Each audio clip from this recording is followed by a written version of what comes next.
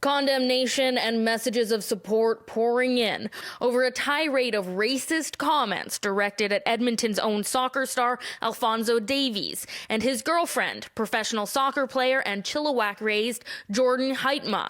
A picture of the two from this summer on Instagram has been inundated with racist, hateful comments because they're an interracial couple, both players from Canada's national teams.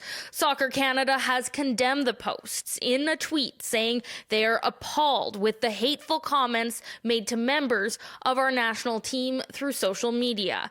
The national men's team head coach saying Sunday, "We see the best in human nature from Alphonso and Jordyn, two kids I've worked with, and then the worst with the moronic comments from the small minority of humans that will just never get it." The 20-year-old Davies is one of the fastest rising soccer stars in the world, and just last week was named co-winner of the Lou Marsh Award as Canada's Athlete of the Year.